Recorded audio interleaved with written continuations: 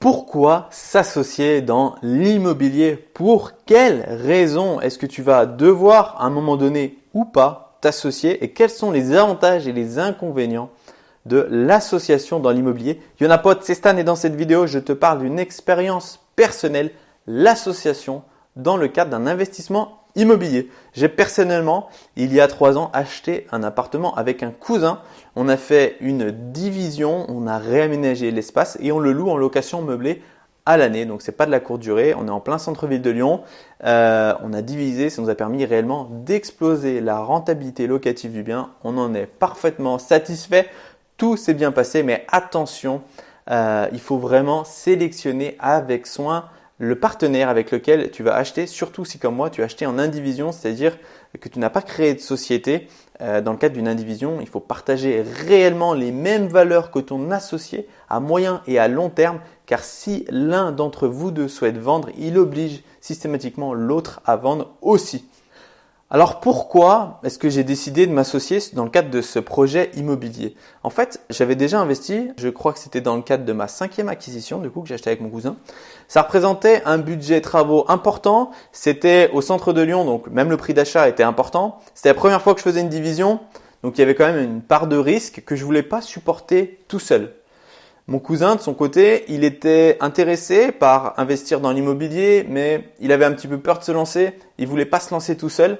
Et donc, en fait, on s'est mis d'accord sur une association pour justement réaliser cet investissement-là. Il avait un profil bricoleur, il a un profil débrouillard que je n'ai pas. Je suis pas du tout bricoleur. J'arrive pas à même installer une tringle à rideau. Pour moi, c'est quasiment mission impossible. Et lui, du coup, tous ces aspects petit bricolage, il maîtrise parfaitement. Ce que je vous conseille, c'est de chercher dans votre partenaire un profil qui vous complète. De mon côté, la relation avec le banquier, la maîtrise des devis et la gestion de travaux dans le cadre de cet investissement-là, parce qu'il y avait beaucoup de travaux à faire, ça j'ai l'habitude et je maîtrise quand même plutôt bien. Lui, il avait la partie pratique, la partie bricolage, qui du coup pour moi était pas du tout maîtrisé et c'était réellement deux profils qui allaient bien ensemble, qui se complétaient. C'est ce que je vous recommande, c'est d'avoir des profils qui se complètent. Et à mon avis, si vous associez avec quelqu'un qui a les mêmes qualités et les mêmes défauts que vous, au final, ça a assez peu d'intérêt, sauf si l'une de ces qualités, c'est par exemple d'avoir du financement, d'avoir peut-être des revenus importants ou d'avoir une grosse épargne. Ce serait la seule on va dire exception qui permet de vous associer avec quelqu'un au même profil que vous, car au final, vous serez plus dans la partie travaux, la partie réellement gestion locative et lui sera plus sur la partie financement ou en tout cas, son profil vous aidera à appuyer la partie financement. Comme tu l'as compris, moi je me suis associé avec mon cousin pour sa complémentarité et réellement la même vision à moyen et à long terme. Dans ton cas, tu peux également vouloir t'associer pour acheter plus gros. Peut-être que le banquier commence à te dire, écoute, tu as 2-3 investissements en place, il va falloir attendre un peu maintenant, qu'on ait un peu plus de retour. Parce que ces investissements, ils sont tout frais. Nous, de notre côté, ça correspond à des risques. Donc, on va attendre que tes loyers tombent correctement, que justement la situation de l'ensemble de ton parc immobilier soit plus pérenne et qu'on ait une visibilité aussi un peu plus lointaine de tes activités pour être sûr que les loyers annoncés et les loyers que tu commences à percevoir, sur la durée, tu les percevras toujours et que ta vacance locative sera bonne. Dans ce cas-là, tu vas devoir t'associer en trouvant un profil investisseur, un profil qui va avoir pour moi 2 qualités essentielles, soit des gros revenus pour pouvoir te permettre justement de rassurer ton banquier et d'avoir un endettement à vous deux qui soit plus cohérent, soit un investisseur qui a beaucoup d'épargne, qui a du capital et qui souhaite le faire fructifier. Dans ce cas-là, encore une fois, lui vient avec l'argent, le capital, le levier de financement nécessaire pour que tu continues à progresser.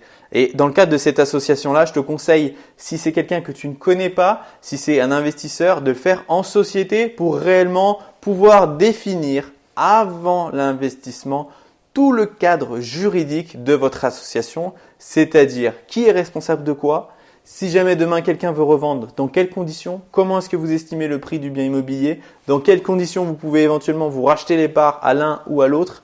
Voilà, c'est très important en fait de définir ce cadre légal parce que quand tout va bien il n'y a pas de souci. Mais quand demain, l'un d'entre vous veut vendre ou pour une raison X ou Y, il souhaite récupérer son argent, c'est super important d'avoir bien défini ça en amont quand tout va bien. Car quand tout va mal et rien n'est défini, c'est des problèmes assurés. Si tu es dans le deuxième cas de figure et que tu cherches un investisseur bankable, un investisseur qui te permettra de passer au niveau supérieur parce qu'il a des hauts revenus ou bien du capital, je te donne un conseil précieux.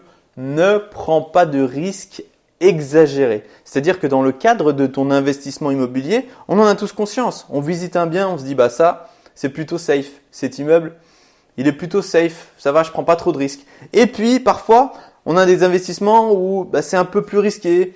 Il y a des fissures ou bien c'est un lieu, on n'est pas sûr de la demande locative, mais sur le papier, ça a l'air intéressant. Quand tu t'associes avec quelqu'un qui a pas mal d'argent et qui a des hauts revenus, surtout ce qu'il faut, c'est quelque chose qui soit safe. Alors qui dit safe ne veut pas dire que la rentabilité ne doit pas être bonne ou excellente. C'est juste qu'il ne faut pas partir sur des projets trop risqués. Pourquoi ça ? Parce que déjà, il y aura deux personnes qui auront des problèmes. Il y aura toi et il y aura lui.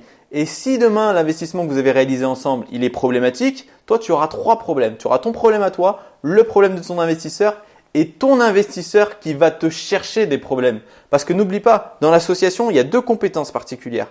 Toi qui cherches le bien, qui maîtrise les travaux, qui réalise la gestion locative et ton investisseur qui lui a de l'argent, le place et demande du rendement. Il n'a pas demandé des problèmes. Il n'a pas demandé des risques. Lui, il a demandé simplement un rendement et c'est ce que tu dois lui garantir.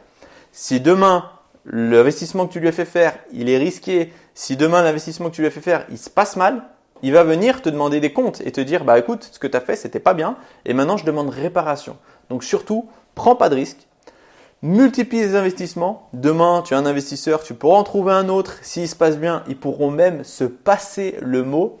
Donc ne vise pas trop gros. Reste sur des investissements que tu maîtrises et ne pars pas dans des choses trop risquées. Maintenant que tu as compris la puissance de l'association dans l'immobilier et comment choisir justement ton partenaire, je te donne un bonus. C'est les 50 villes les plus intéressantes pour investir. Tu y trouveras un prix au mètre carré par ville, tu y trouveras un prix de location au mètre carré et tu y trouveras également une rentabilité brute. C'est un classement officiel. C'est un classement qui est brut, mais ça te permettra de pouvoir sniper avec précision quelle est la ville qui se situe à proximité de chez toi, pour moi une demi-heure ou une heure, pour réaliser tes prochains investissements. Pour ne manquer aucune des prochaines vidéos, je t'invite à t'abonner et à liker la vidéo, ça me motivera à en produire davantage. Tout de suite, maintenant on va se retrouver avec Anthony dans le choix d'une cuisine. Pourquoi est-ce que c'est important d'avoir une belle cuisine dans le cadre de tes investissements immobiliers? Je suis avec un cuisiniste, Anthony. Regarde, c'est tout de suite, c'est sur ta gauche. Tu cliques et tu découvres toutes les raisons qui font qu'un investissement cuisine peut être très rentable. Si tu souhaites voir la dernière vidéo mise en ligne, c'est juste en dessous. Je te laisse regarder. Quant à moi, je te souhaite une excellente journée et je te dis à très bientôt. Au revoir.